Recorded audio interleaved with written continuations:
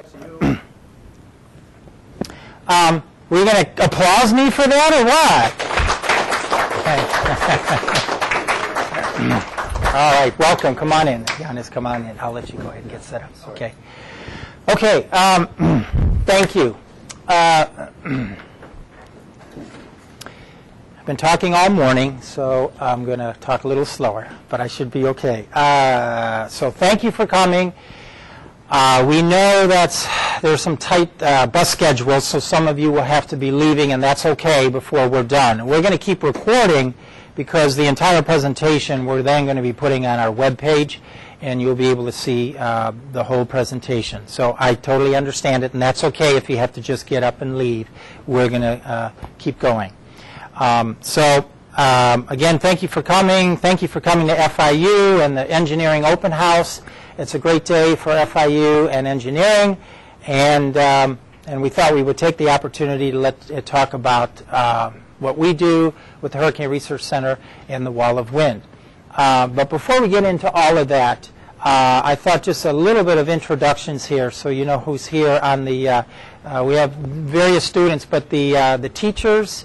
If we could see where you're all from, what schools right now, which schools you're from.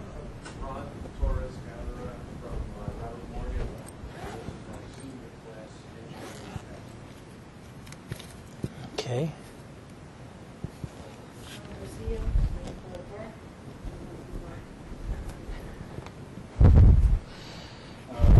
College with Carmen Garcia, Cole Park.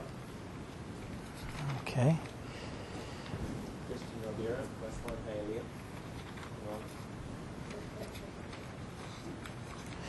Okay. All righty. Life Valley, I'm site supervisor for Google Schools under the new umbrella Information Office, and I'm here to do information background.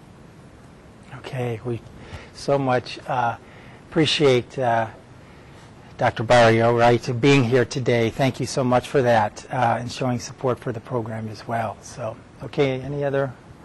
None of you are teachers, right? Or are you? Okay. Yeah. All right. If you could please just your name real quick and then pass it back there. I just want to not forget who's here. Yeah. Yeah. Like a sign-in sheet, just the teachers.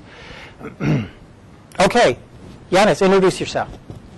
Hi everyone, my name is Ioannis Zisis. I'm an assistant professor in the civil engineering department, and my background, my research is related to wind engineering.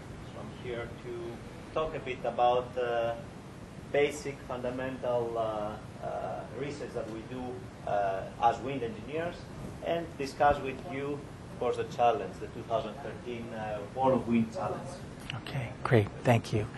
And of course, I'm Eric Salna, and I'm one of the associate directors at the International Hurricane Research Center. And we have 4 research labs. Our main office is on the main campus, about 4 or 5 blocks south of here. We do all kinds of hurricane research, not just wind, but social and financial, coastal storm surge, and we work hand in hand with the National Hurricane Center, which is also located on our main campus. But one of our 4 labs is the Wind Engineering Lab, and that's why we're here at the engineering campus, because this is where we have our wind engineering research take place. So, has anyone here not seen the Wall of Wind today? You all got a chance to see the Wall of Wind? Okay, good, good. We've come a long way. We thought it would be great to take the science and the science of wind engineering that we do here, and we thought it would be really great to kind of share that with the local high schools and in some way get everyone involved. And so we can all learn about wind engineering. And so we came up with the idea of the Wall of Wind Challenge. And we've had a couple of competitions already. And as an organization, we just thought to reach out to the local schools is a great way then for us, you know, reaching out to the community and having all of you learn more about hurricane wind engineering research because hurricanes aren't going to go away. We wish they can, and I hope we don't see a hurricane landfall here in another 100 years, but I think there's going to be a hurricane landfall before then. But this whole issue of how can we build, we all live in a home, an apartment, a condominium. We go to schools. So how can we make our homes safer? How can we make our schools safer? And what we mean by that, how can we build them better and build them stronger? And that's a big purpose of the Wall of Wind Research Facility. As you saw that today, we go to Category 5 wind speed. No one else, not just in the nation, but in the world, has a research facility like this. So what's really neat about our Wall of Wind Challenge this year is that in the last two competitions, we've used a smaller scale Wall of Wind equipment to test our projects. But this year's Wall of Wind Challenge, your projects are actually going to be tested by the real wall of wind. So we're really excited about that now this competition has grown into the real wall of wind. Since some of you have been coming and visiting, you've seen our progress, you've seen our construction, and we kept saying it's going to be done and it'll be awesome and it'll be great. And in the meantime, you've been patiently waiting, we've all been waiting, and we've got the project finished, and here we are today. So today we're going to share a little information about the Wall of Wind Challenge itself. Everything today will be put on a new web page. All the forms and information about the Wall of Wind Challenge will be on there as well. And I'll get into some of the details of that. But we thought we would start. It's always good to learn a little bit about the science itself and the Wall of Wind Challenge and the topic that we're going to be talking about. And that's where we're going to have Dr. Zisas talk about that next in his presentation on the science part. And I'll keep watching that clock. And as some of you have to go, then I'll make a few announcements as well. Okay, at this point, I think we have to change microphones. Okay, so I'm going to put this on.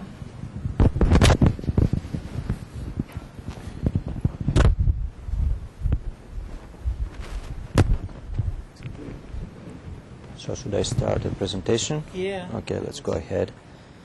And then I can hit the slide, or you can hit the Oh, it's fine. I can stay here and...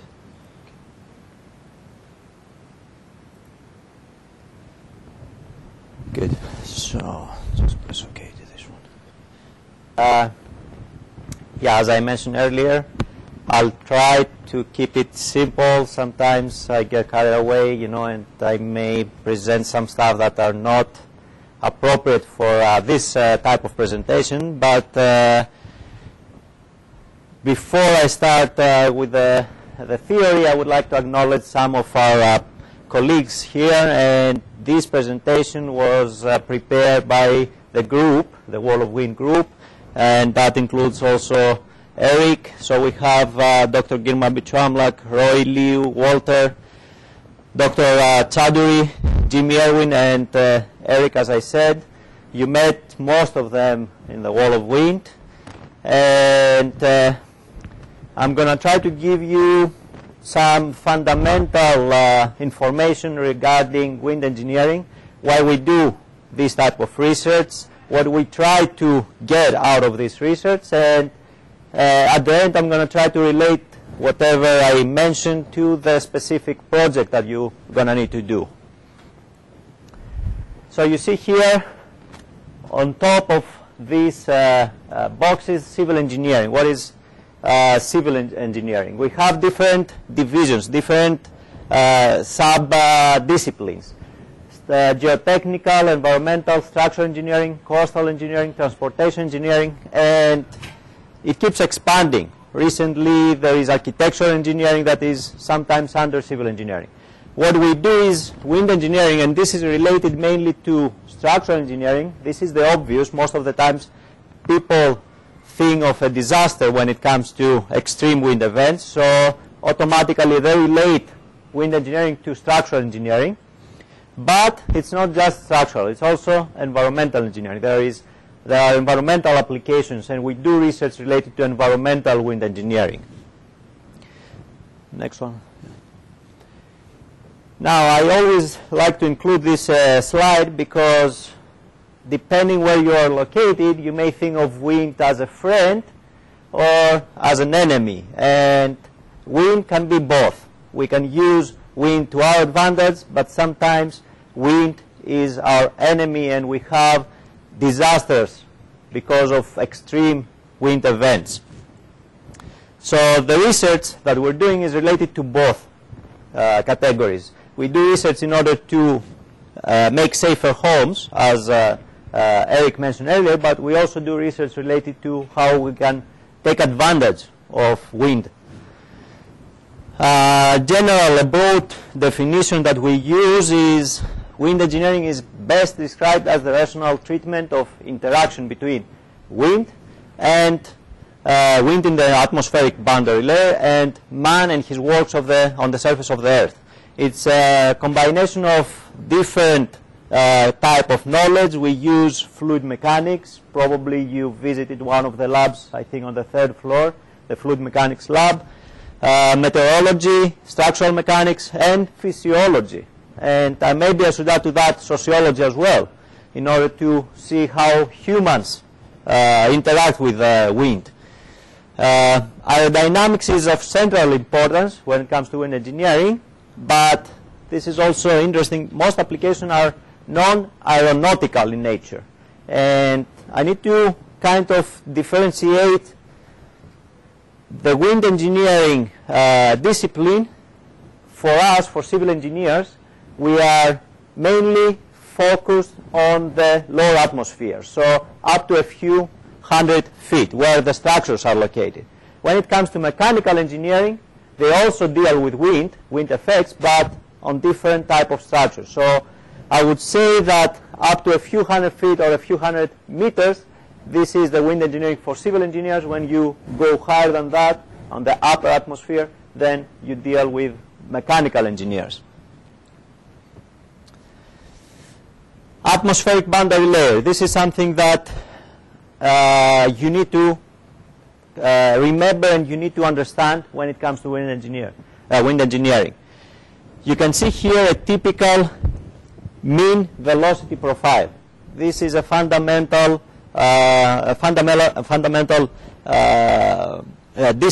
principle in wind engineering.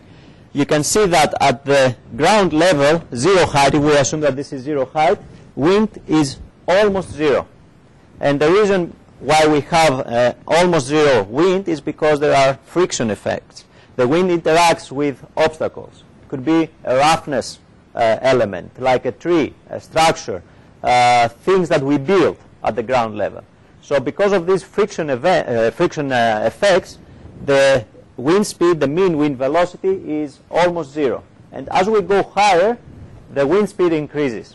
And this is a typical wind velocity profile.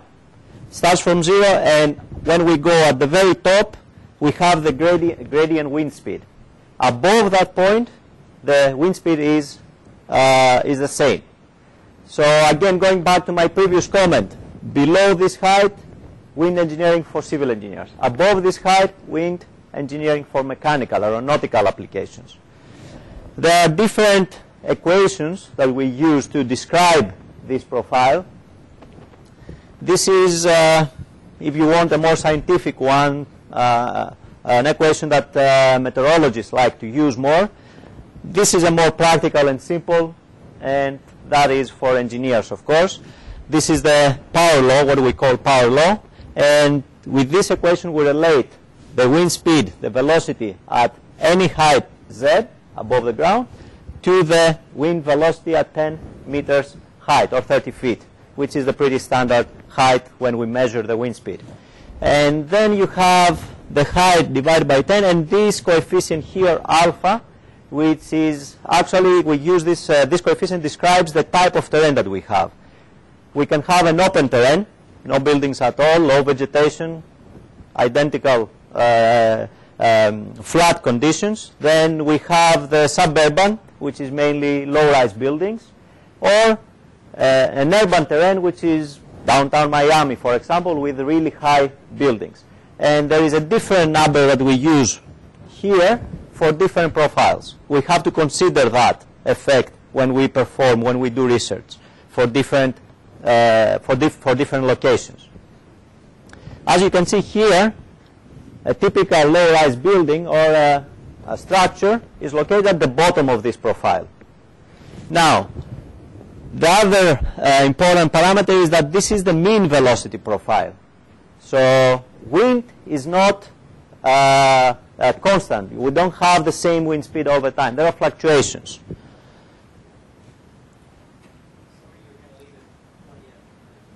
Okay, sure. At this point, I'm going to allow it straight. I guess you have to, yes. Yeah. Okay, thank you.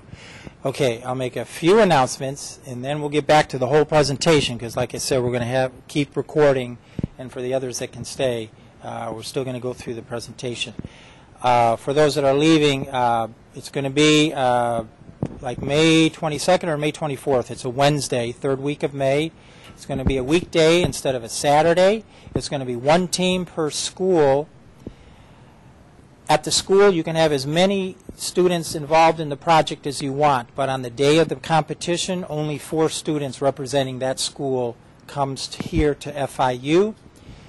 We're going to go back to the flat roof challenge and a mitigation challenge for a flat roof structure. And we're going to provide the materials. Again, you're not going to have to pay for the initial set of materials. We have a budget for that, and we're going to be able to allow for more teams, more judges, and we're going to set up two test structures in front of the wall of wind. You're going to have the top of the house, the top of the building, the flat part, and you're going to bring that, and we're just going to connect it to the base. So the 2 bases will already be in place. Everything will be pre-cut, prefabricated. Everyone will have the same size, and then it'll be up to you to develop that mitigation feature on the top of the flat roof. And you're just going to come on that day of the competition with your top, and we're just going to connect it right on top. I'll talk more about that after the science presentation now, but I know you have to leave. Did you have 1 or 2 real quick questions before you go? The size of the cube is going to be 12 or 3 inches? I think we said 3 feet by 3 feet. I'm not sure how depth, 3. They're going to be much larger. It'll be a larger. That's changed from the past. Right. It's from the last time we did a flat roof, these are going to be larger cubes. So you're going to get the top of the cube. Last time you got the whole cube, but this time you're just going to get the top, and then it'll be attached to the cubes that are already here. And is there a list of what we can use and what we can't use? That'll be coming online. Exactly. And by the way, as questions come up throughout the between now and the competition, like we did last year, like Q&A, FAQs, with each questions that comes in from all of you, we'll come up with an answer and share that with all the teachers and have those answers, that Q&A, on the web page too. Do you want communication between the teachers, or I already have a lead student who... Either teacher or student can communicate directly with me. I'm going to be the main contact person with any questions that come up. I'll make sure the answer comes, and then that question and answer will go to everyone. Okay, anything else? Yes?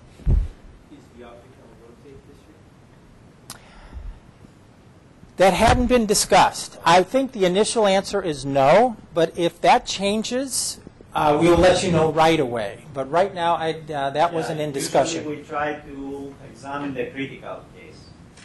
So that's why I guess like here's another 45 degrees. Yeah, they may turn the cube to where it's, the corner is facing the wall of wind. We'll see how they position the cubes themselves. Great question. Thank you. So as you determine that will help us in our planning. Yes. Knowing how it might be positioned. What Correct. we should consider, though, is that part of this challenge is that part of this challenge is that then you want to have a realistic solution. So if you come up with a product that you're aiming at selling it in the future, this has to be symmetrical. So you don't really need to consider the wind direction. Wind direction could be, wind can come from any direction in real life. So that will not affect, I guess, the structure. Because it's like a square section, you should have the same type of mitigation device all around. You should not focus at a single wind direction. And this is a general principle when it comes to wind design. You don't really design for a specific wind direction. You design for the worst event. And you don't really know where this wind will come from. So the ultimate solution should have some commercial aspect attached to it. I think so, yeah. We talk about that. Yeah, great question. Because we wanted to kind of also bring some other skills and other approaches to, it's a wind engineering problem, it's a hurricane problem, but then also there will be the three components. There will be the written technical report, and there will be the oral presentation, and there will be the physical test. In that oral presentation, you'll think in terms of if you were, let's say, for an example, a company bringing a product to the marketplace. And so, is it feasible? How, is it marketable? Does it make sense? What's the return on investment going to be? But in one respect, you may think of the judges in front of you as possible investors. So there'll be some of that description going on with the oral part of the presentation. A lot of your science is going to come up in that technical report in substantiating, your solution, your mitigation solution. But the oral is going to bring in some of those other factors. To clarify this, then, it does not need to be something that exists commercially that we can redesign. We can design a new creation. Well, I mean, I can't go and take something off the shelf and say, we're going to modify this, or it's totally wide open. It's totally wide open. So other ideas are out there. And if you think that's a good idea, you do something similar to their idea, or you may come up with your own idea or improve upon that idea. How it was measured, we're going to put, again, a sandy material on top of the flat roof, and then as the winds pick up, we're going to start to see how much of that material on top of the roof starts to blow away. If you have a great mitigation solution, very little of that sandy material will blow away. Hopefully, it won't even move. If all that sand on top of your on the top does blow away, well, then that means your solution is not doing very well. And it has to do, again, what's happening with a hurricane force wind across a flat roof, and we start to have a vortices type of pattern develop in the wind. It wants to suck things off, and we'll talk more about it in the technical part. But this is a real life problem here in South Florida and across the nation. Buildings with flat roofs, and how can we make them better withstand a hurricane force wind? So you're actually working on a real problem that real engineers and real companies are trying to figure out. And so it'll be great to see what all of you may come up with. And in the rules, you'll discuss wall abutments, contours, geotones. Shape design, shape restrictions, size restrictions, height restrictions, correct. Correct. That'll all be coming very soon. Okay, if you have to go, if any others want to stay, you can. We're going to keep going to finish our presentation as well. Okay. Thanks. Thanks for coming. Okay, bye.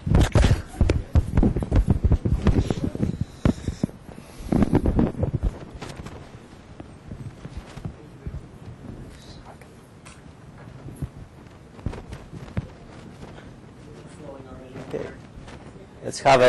Let's have a quiz now. Which,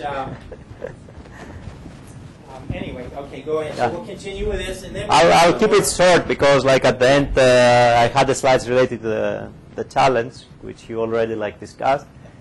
Anyway, what I was saying is that you should always remember how the profile looks like, lower wind speed at the ground level, and then when we reach the gradient height, above that height, it's constant. But at the same time, this is a typical wind speed record. You'll see that you don't have a flat signal here. Wind fluctuates.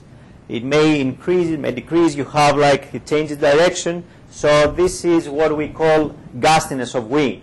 And a parameter that we use to kind of like quantify, if you want, this property is the turbulence. So we have two important parameters, the velocity profile and the turbulence intensity profile.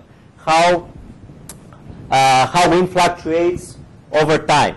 And we have to consider the definition of turbulence intensity is the standard deviation of a specific period divided by the mean wind speed. So two things, wind velocity profile, turbulence intensity profile. Both of them are equally important when you perform a test. And that's exactly what we are considering when we use the wall of wind. We have to specify these parameters.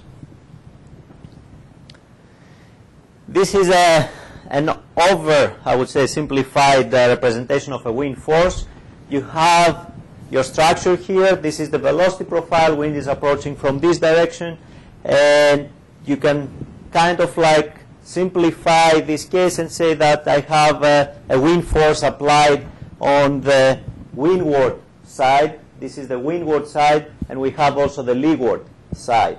So if wind is approaching from this direction, it means that here you're going to see like some positive force, pressure applied on the surface. But things are not that simple, of course. There is a lot of information, additional information that we need to consider, and in real life you can't really simplify with a single force this very complicated effect. Here I go into more details, which I guess it's too advanced, but what you can see is that the first one, the first object, which is, it looks like a wing, this is what we call a streamline object, because the wind flow or the fluid flow, we go to fluid mechanics now, passes over the object, over and under the object. When you start like changing the shape and make it more bluff, what we call bluff body, then the interaction, it gets more complicated. We have, you see here that there is, the flow changes. You don't have those nice and parallel streamlines anymore. And that creates additional forces, additional pressures, additional suctions, depending on the surface. Here, a more specific example. You have a low-rise square building, and when wind is approaching from this direction, you have the windward wall. Then at the lower part, you see that the flow recirculates, and you have what we call a standing vortex at that region. The rest of the flow, the wind goes over the building. So here we have the separation of the flow. If you have a bluff body, then separation occurs. And that means that this streamline is not attached to the surface. This is a very important characteristic because that's what creates the suction. So when you see those roofs flying, it's because of this separation effect. And depending on the length of the building, you may have reattachment, and reattachment means positive pressure again. So whenever you don't have the streamline attached, you have upwards, a force that is directed upward, and when you have the reattachment, then we go back to positive pressure, like a force that is directed downward. We should skip this one about Reynolds number. Let's go to the next one. How we define these pressures and suctions? We make some assumptions, and we use Bernoulli's equation in order to define the pressure and the suction on a typical structure. So you can see here that we have different streamlines and different regions that we apply this equation. And we come up with something that, an equation that looks like this, and this is the very popular pressure coefficient. When you hear like wind engineers talking, they talk about pressure and force coefficients. What is important here? When you design a building, you need to apply the load. You apply the load, and then you perform the analysis, and you see that you need certain like type of like components in order to have a safe structure. The load for this analysis is the delta P. That is the pressure applied. Now, when you go and you use a code, a building code, what you see is the CP, which is the pressure coefficient. This is a dimensionless form, and the way it works is that you have wind maps, depending where you are located, and the wind map says that for that specific location, for Florida, the design wind speed should be 120 miles per hour. Then you go, you apply, you use this value for the 1/2 rho v square. You have the pressure coefficient from the building code, and you get the load. So that's what we use. Another advantage of this equation is that when you perform research, you can compare different cases.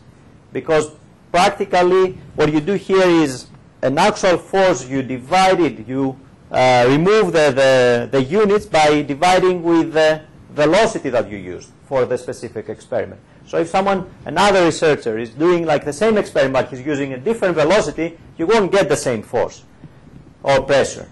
Instead, we use pressure coefficient, and we are able to compare different cases. Some common features for pressure distribution. As I mentioned earlier, you have a structure, a square building, let's say, the windward wall. Wind is approaching from this direction. You have your structure here. The windward side is positive pressure, so you have a positive force on this wall. Then you have the roof. If it's a flat roof, in most of the cases, 99%, you're going to have a suction, a force upward, unless if you have the reattachment, if it is long enough to have a reattachment. But in most cases, you don't have that. The side walls, both because of the flow coming from here, and you have a separation. So both walls, they experience suction. So the force is outward. And then you have the leeward wall. Here it is a little bit more complicated depending on the case. Usually you have lower suction. Not as high as in the roof, but you have suction, a small negative force. Things are changing when you have a slope and for different kind of roofs. So I would say for common like a slope of 4 to 12 or 5 to 12, you have suction negative. If you have a really steep roof, 60 degrees slope, then you may experience some positive pressure. But for most buildings, residential structures, you have an uplift.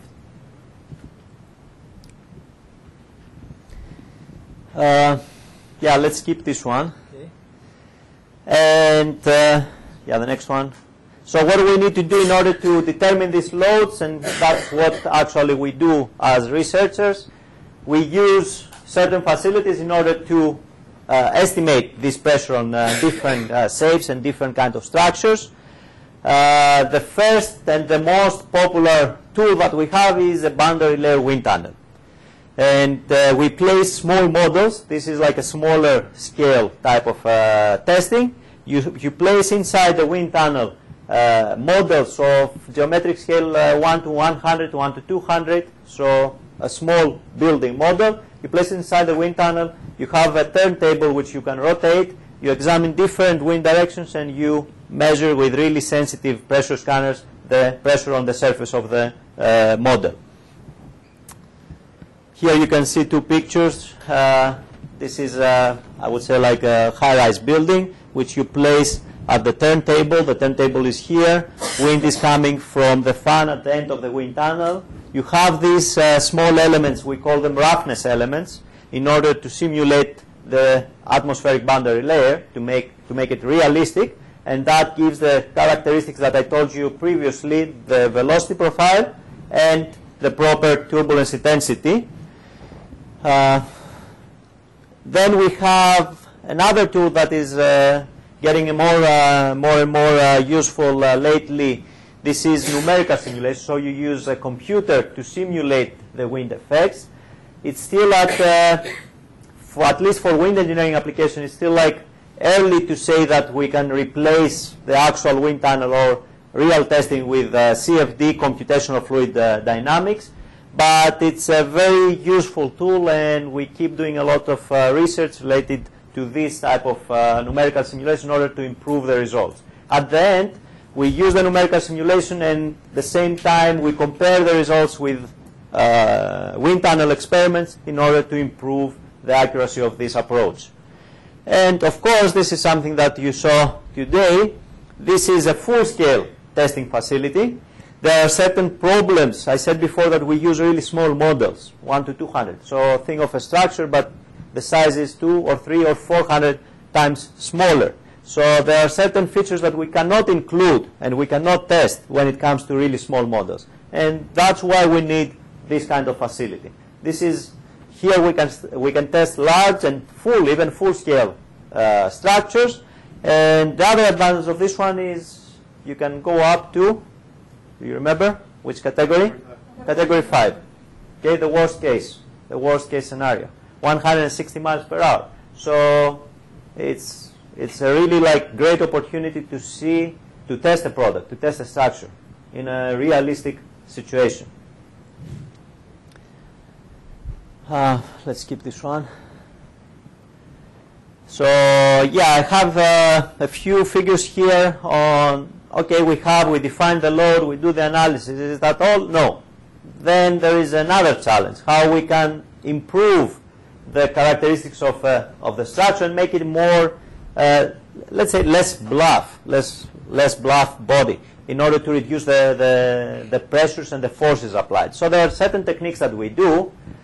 And if we go to the next slide, you'll see like this is the Type A 101. Maybe you have heard about this building, one of the tallest building. It used to be the tallest, and then the past 10 years you have all these new buildings coming. And this was built, yes, I have it here. World's tallest building from 2004 to 2010. And this was the original cross section at the design when the architects prepared the drawings. Just by changing the corners here and adjusting the shape to this one, you'll see that the basic shape modification yielded to a 25% of reduction for the base moment. So the base moment is one of the loads that we consider in the design process. Just by changing the shape of the building, you save 25% of the load that you need to apply. And that is a huge, huge number when it comes to the cost of this building. Okay? So there are certain things that we can do in a wind tunnel and improve the aerodynamics of a building, the shape of the building, in order to reduce these loads. So engineering is about, there are two things, important things. The first one, and it's always, it should always be the first one, is safety. But at the same time, you need to be practical. So we want to also reduce the cost. First is safety, and then we go into the cost. And we have cases like this one, which we can improve significantly the cost, reduce the cost. And here we go to the challenge. Actually, we already, Eric already gave you like a brief description of the project. This is the cube that we were talking about. Dimensions 3 by 3 by 3. What we decided to do this time is we're going to have this bottom part, which is going to be probably 2.5 feet, and we're going to distribute, we're going to give you the top of the building, of this square cube. I guess it's going to be 0.5 feet, but we need to verify that in case you want to add something below the 0.5. You may have a kind of like a structure that you may need to attach at a lower height. So this is to be determined, but most likely it's going to be 0.5. And yeah, the next slide. The objective is you need to design a simple and inexpensive aerodynamic device in order to suppress the vortices along roof and wall edges. So as I said before, you have the wind approaching from this direction. You have the separation that creates upward lift force, and that will also disturb the material that we're going to place on the roof. So you want to come up with a solution that will improve the performance of the roof. These are some details, but we're going to send you more additional material through the website and emails. The physical test will occur on the cube, these tubes are to represent a single-story building. We assume that this is a single-story building with a flat roof. It's going to be either sand or maybe we'll see about that. We were thinking about like maybe gravel, or because now the speed is higher. It's not like a small-scale model. So things are changing. The scaling should change as well for the material. Will be applied on top of the flat roof. And the students must design a mitigation solution that will stop the sand from blowing away when subjected to hurricane winds. And the mitigation solution should be realistic. That's important. You want to come up with a product that you can go out and sell eventually. Okay, you don't want to have something that is very expensive, for example, or aesthetically it's not pleasant. You know, nobody wants to put this specific product on the roof because it looks bad. So you need to like work also on the aesthetics and the feasibility of this solution. Marketable, practical, and perform well, of course. And I think, I'm not sure if I have. Yeah, that you already like said that. There are 3 parts: physical test, the oral presentation, and the written paper. Okay.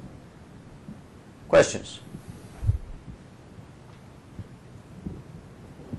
When will the complete rules be posted on the site? We're last week, as soon as possible. Do you have any projected? Projected, I would say within the next 2 weeks. I know you need. enough to keep us busy for the next 2 weeks. we do. That's a good thing. And I knew, and we understand completely the more time you have, you know, with all the information, it helps. So we're getting it on there as quickly as we can. When do we expect to be able to pick up, or how are we going to transport these 3 by 6 inch tall platforms? Great point. You'll have a choice to either pick it up here or we'll deliver it to your school. We'll see how that goes. We're working with a contractor who is going to actually do all the work on constructing the bases, the big cubes, and then the flat tops. So we're getting information from him. He'll probably start working on that next week. So probably 2 weeks again. Probably okay. And then the date for the competition, we'll arrange our own transportation and everything else we need to do for that day. What do you guys think as far as the day of the competition? How you gonna? You know, Yeah.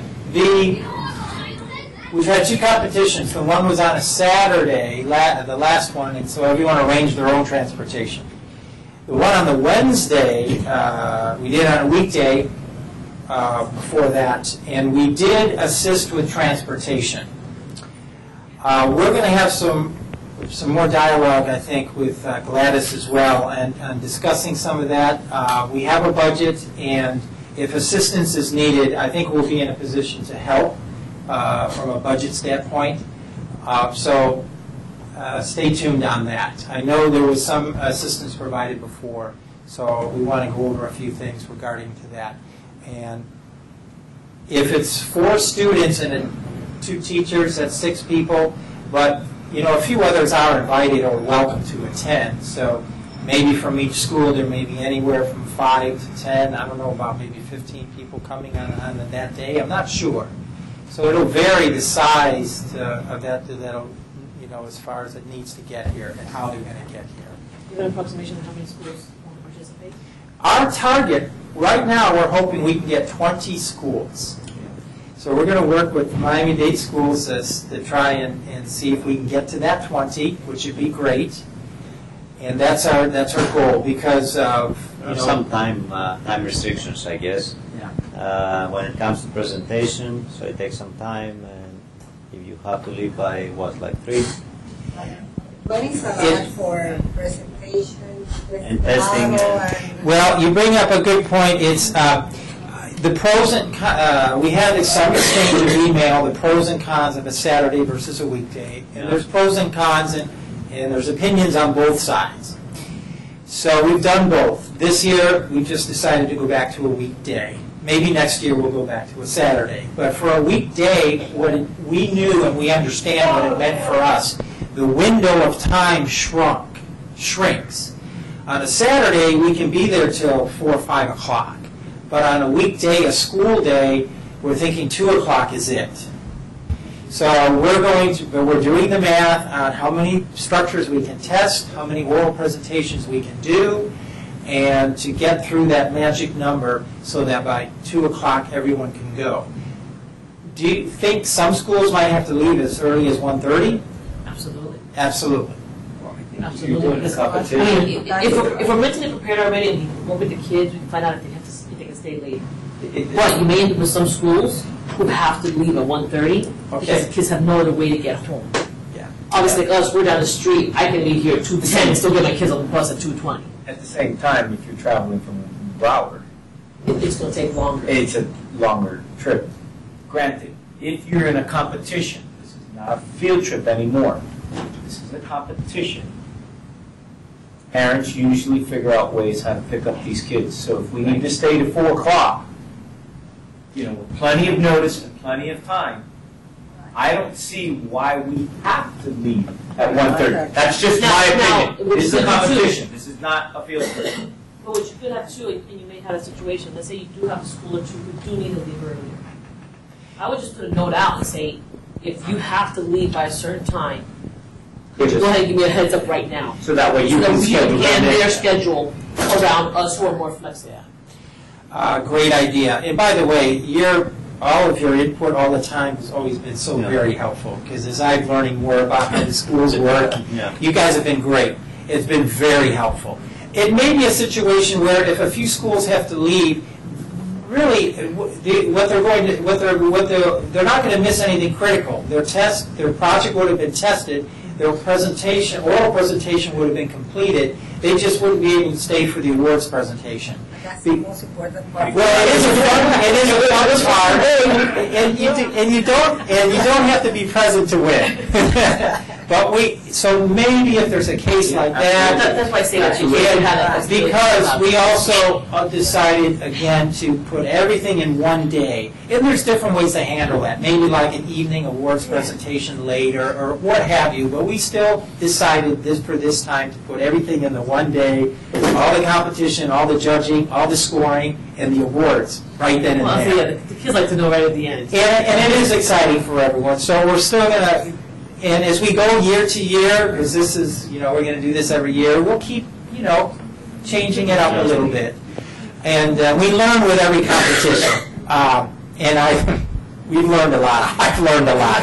But that's good news. We run a smoother operation.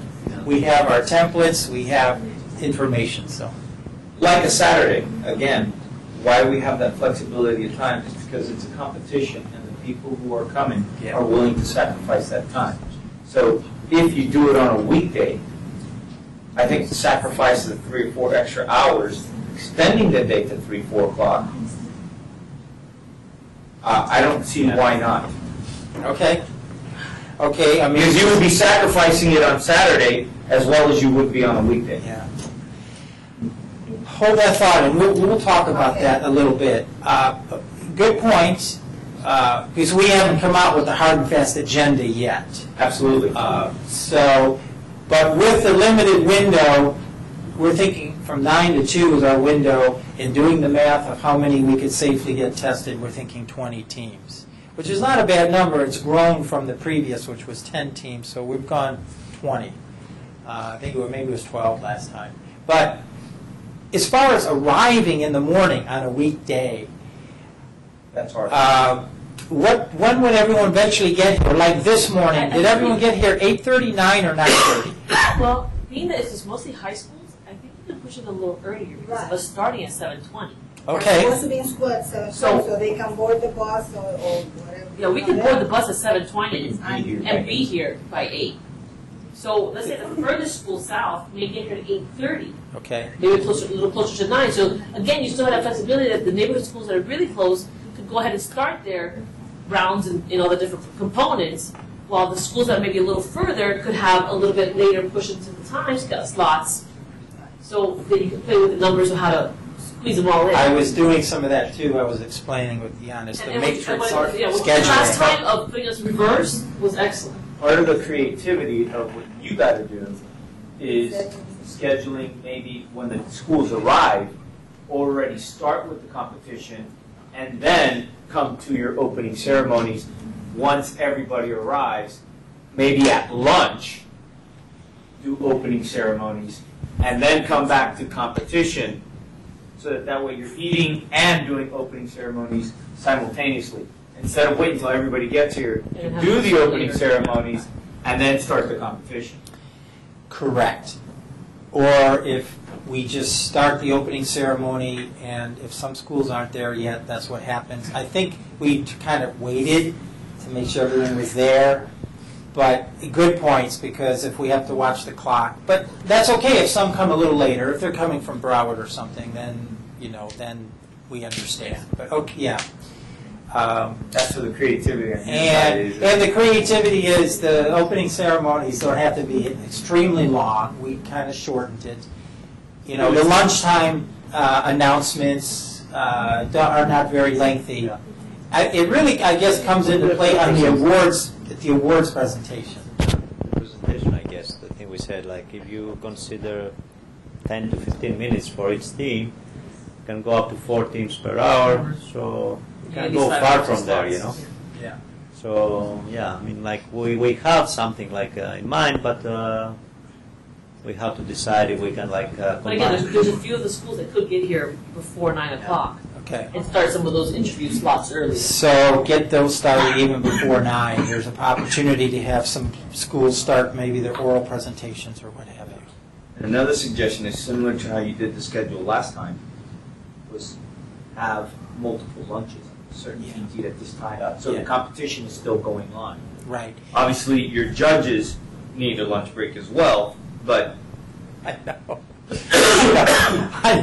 I know. You waste less time. You waste less time by doing 3 lunches, and the middle one being for the judges, than you do by having one big lunch. Right. I think we did the last competition. We kind of staggered it. People were eating while people were testing, while people were presenting. Cool. That was the only way to kind of get through it all, Set too. up the lunch and then Yes. eat whatever they can. Yes. Yes. And if you're a judge, you just have to be strong. Let's make it a working lunch. We've right? worked as best we could with the judges, but yeah. So the creative juices and the creativity of how to kind of make it all work. Okay. Any other comments or questions? Also, if you survey the schools, because I think for competitions, since it's only 4 students, maybe we don't have to be tied to the school schedule and the buses, because they will, probably be the parents. Accommodate for those kids. So if you can, maybe if you can ask when they submit the application, ask everybody, you have to leave by a certain time, and then if not, then you know that we don't have limit. And the other thing is that you may have more, I guess you're going to have more than 4 students preparing the project. So you can, at the end we said 4 are going to be here. You may select the 4 students that can stay longer. You also have like this flexibility. Yeah, I mean, like you tell your team that, look, it's going to take a little bit longer. Who can stay longer? And you select the team members based on availability, I guess. So we can, but again, we're not sure if we want to impose this stay longer thing right now. The only issue with Dade County Public Schools and field trips, and when you're talking these small numbers of 4 or 8 per school, is transportation. A bus, 8 kids, becomes a large amount of money to get them here. Buses, if you're using these buses, they're being used at other events as well. They're not going to tie up 20 buses and that's it. So you're going to have to let them go back to their normal schedules and then maybe pick you up after or drop you off before they got to go back to their normal schedule. Because then you're going to end up being here after their schedule anyways. So all these things, if you're dealing with Dade County Public Schools, is, that becomes quite a bit of money if one bus is per each school. Or if you had I mean, you can do one bus, 2 or 3 schools, but that process takes Very late. kids a lot longer to get here. When we do SECME competitions and the science fair, we're not counting on buses. We just count that everybody gets here. And traditionally, those are on It's a week. Yeah, those traditionally are on Saturdays as well, which this whole conversation on transportation, when we had our event on a Saturday, kind of left the equation, which was, in some respects, it was helpful. But now we brought that back into the conversation. So all these dynamics, we might almost have to take it case by case. But let's talk about that and see. And then, after the competition, and then a poll, and then do we go back to Saturday again? But either way, so, okay. You're going to excuse me, we have a distinguished lecturer. Yes. Colleague from the Yes. department. He's coming and he's, I think, 2 o'clock. You have to go. Yes, I have to be there. Thank you. Thank you all for coming. Thank you all for See you coming. soon. Thank you.